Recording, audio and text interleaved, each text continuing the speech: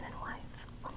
Abby Sage was 19 years old in 1857 when she married 38-year-old Daniel McFarland. She was well educated and came from a respectable New England family. At the time, she was working as a teacher and had begun writing for publication. McFarland represented himself as a prominent member of the bar in Madison, Wisconsin. With brilliant political prospects, he professed to be a man with temperate habits, holding property worth $20,000 to $30,000. He seemed to be a well-established man who would make Abby a fine husband. After the wedding, they moved to Madison, where Abby learned that Daniel did not have a law practice in Wisconsin. He had only been there for land speculation. He owned several thousand acres, deeply leveraged, and planned to go to New York, where there were opportunities to trade them. At this time, he had only enough money to pay their fares to New York. When they reached New York, Abby had to pawn her jewelry to pay for their lodging. They had not been married long before Abby learned that her husband had a fondness for alcohol and a violent temper. When he was drunk, Daniel would become terribly profane and fly into a rage over some perceived insult. Other times he would become morose and not speak for days. Sometimes Abby would hide knives and scissors out of fear that Daniel would do her or himself harm. At this violent fits of rage, he would always be remorseful, promising to stop drinking and never frighten her again, but the cycle would always repeat. Daniel made some profit from his Wisconsin land deals, but his drinking made it difficult to hold a steady job. In spite of their poverty, Daniel and Abby had two sons, Percy, born in 1860, and Daniel in 1864. During this time, the family would move from boarding house to boarding house, always deeply in debt. Abby tried her hand at dramatic readings and found she had a flair for it. And at Daniel's urging, she began to get income by giving public readings. She soon became an actress as well, taking roles at Edwin Booth's Winter Garden Theater.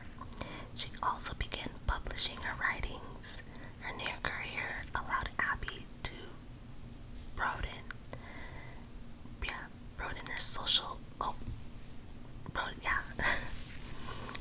circle.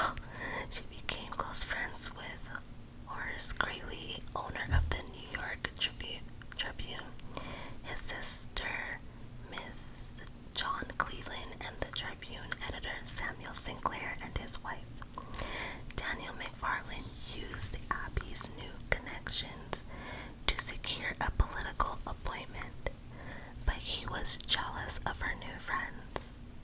He would open her mail and read her letters before giving them to her, and his temper had gotten worse. He was now threatening to kill Abby or himself, and would sometimes physically strike her. He kept the money she earned from performing and spent much of it on drinking. In 1867, the McFarlands moved into a boarding house at 86 Amity Street in New York. Not long after, Albert Dean Richardson also moved into the boarding house. Richardson was a writer and editor at the New York Tribune. He had been a war correspondent during the Civil War and in 1863.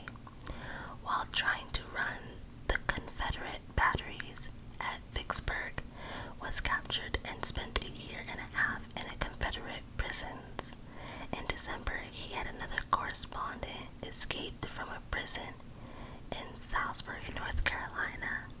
Richardson was married with 5 children, but during his imprisonment, Richard's wife and infant daughter had died. Abby knew Richardson socially through Horace Greeley and his sister. During the day, Richardson used his room as an office with an artist and a messenger boy to assist with his literary work. On February 19, 1867, Daniel McFarland came home to find his wife standing at Richardson's door discussing a manuscript with him. The sight infuriated McFarland, who went into a 3-day drunken rage during which he made the usual threats of murder and suicide. At one point, he suggested they separate, and Abby assented. He later changed his mind, but she did not. She left him for good on February 21st. After Abby left Daniel McFarland, Albert Richardson offered his sympathy and helped in any way he could. Gradually, they grew closer and closer. On the evening of March 13th, Richardson met her at the theater where she was performing to walk her home. As they walked from the theater, Daniel came up behind them and fired a pistol at Richardson, wounding him in the thigh. He fired 2 more times, but did not hit either of them. McFarland was arrested, but somehow managed to avoid prison.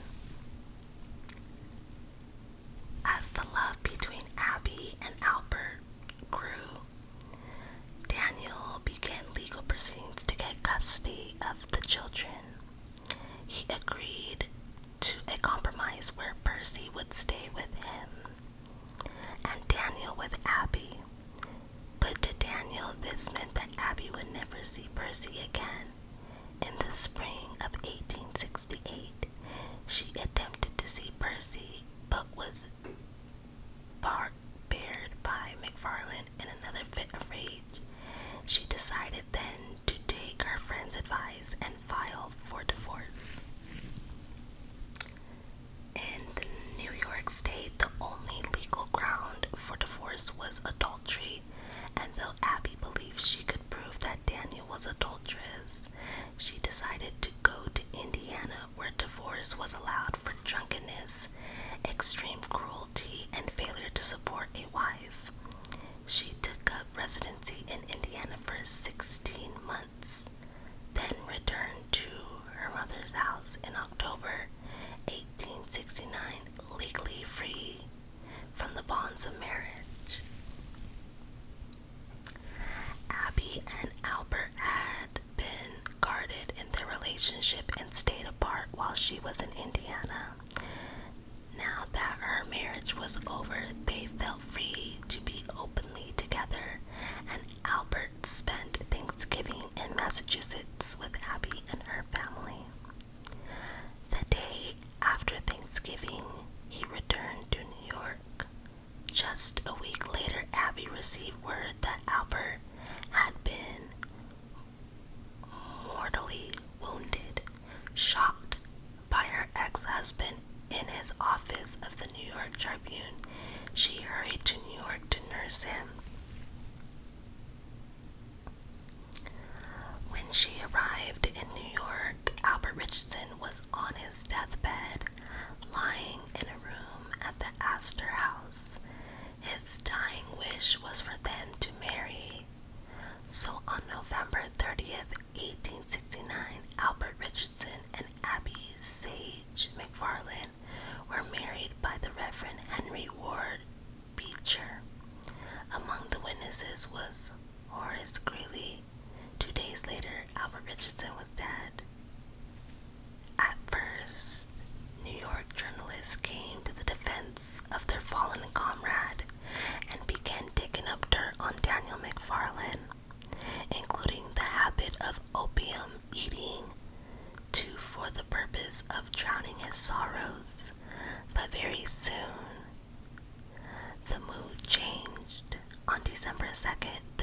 York Sun published a lengthy editorial entitled A Public Outrage on Religion and Decency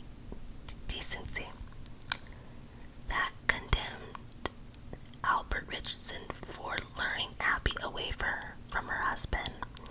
When that edition sold out, the Sun dredged up everything they could find to portray Abby and Albert as sinful adulterers, including this allegation from Daniel McFarland's brother.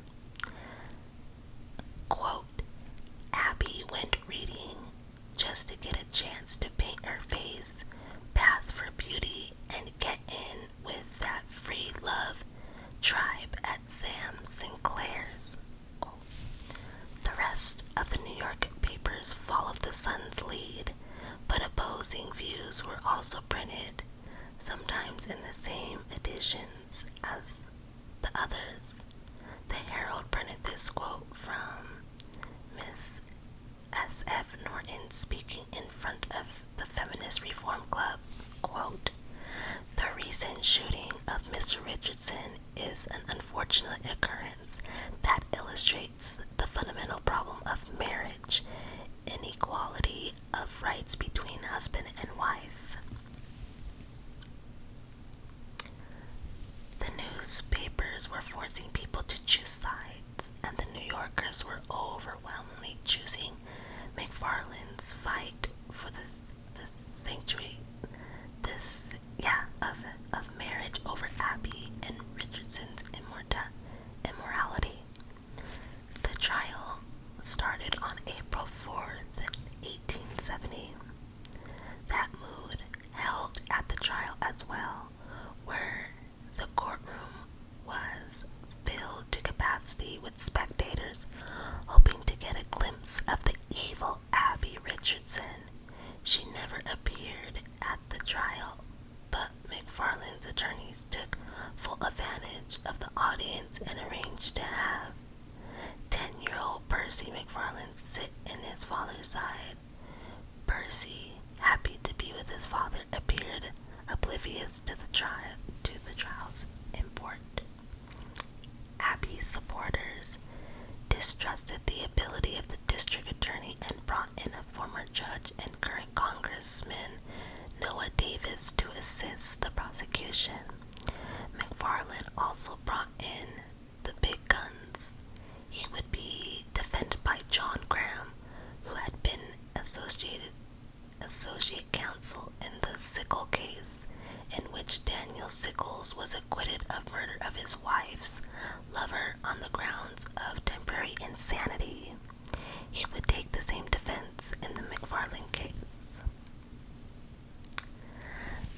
The prosecution focused on the misery of McFarland's marriage, with Abby's relatives and friends, including Horace Greeley, giving testimony.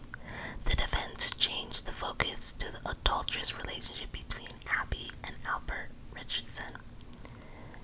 An intercepted letter from Albert to Abby, coupled with Daniel McFarland's family history of mental instability, alleged triggered the insanity in McFarland that led to the shooting. The trial lasted 5 weeks. The jury deliberated for an hour and 55 minutes and found Daniel McFarland, what do you think he was found? Not guilty. Jeez. Abby published her version of the events leading to her ex-husband's death in the Tribune on May 11th, 1870. And though it has brought more of the public to her side, it was too late to affect the outcome of the trial. Abby Richardson kept the promise she made to her dying husband and raised the Richardson children as her own. Not an easy task, with the Richardson children in or near adolescence and resentful of this new mother. She was also raising her own youngest son, now renamed Willie. Eventually, Percy returned to her and adopted the surname Sage. Abby's maiden name. Abby continued her literacy and dramatic pursuits, composing verse and writing and producing plays. Abby also edited a volume of Albert Richardson's unpublished work. She died of pneumonia in Rome, Italy on December 5th, 1900. Daniel McFarland went west and was last heard from in Colorado in 1880. Albert Richardson was buried in his hometown of Franklin, Massachusetts. There, still standing, is a monument. Camaraderie. Oh, I'm sorry. There's a statue, monument of him for his service during the Civil War. It bears the inscription, "Many give thee thanks who never knew thy face, so then farewell, kind heart and true." So that is the article. When I read it, I was actually in shock that, let's start from the beginning. So I think we all get the story. It's really simple, right? Abby marries Daniel McFarland, but is told from him, like, he lied about who he was and that he had money, and he had a law degree, which he didn't. He actually, he did have land, but I guess it wasn't even worth that much.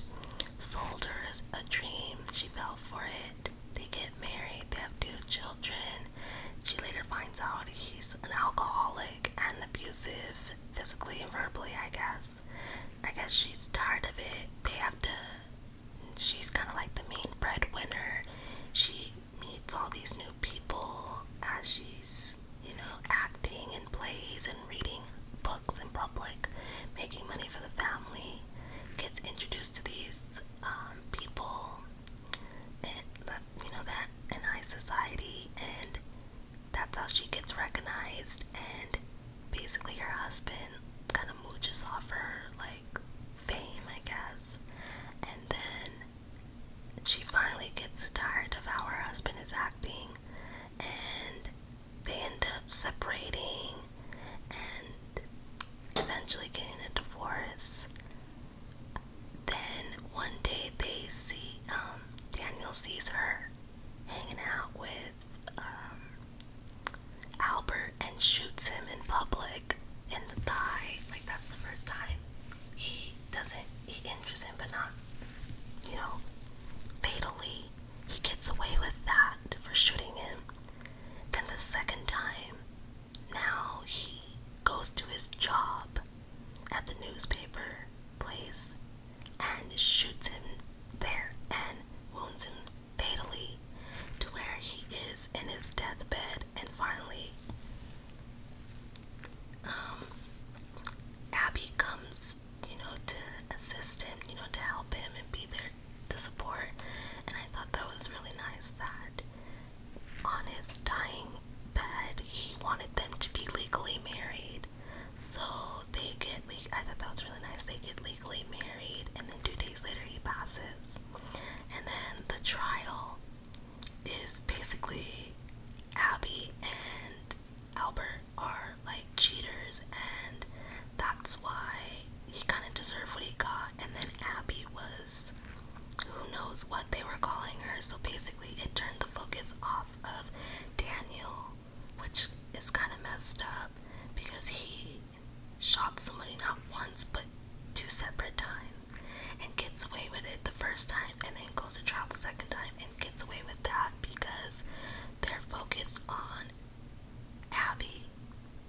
So this had nothing to do with Daniel. It's like Daniel, there was no, like, he just was gonna get away with it, and they just focus on Abby and Albert, which I thought was pretty messed up. So I thought this case was pretty interesting, so that's why I wanted to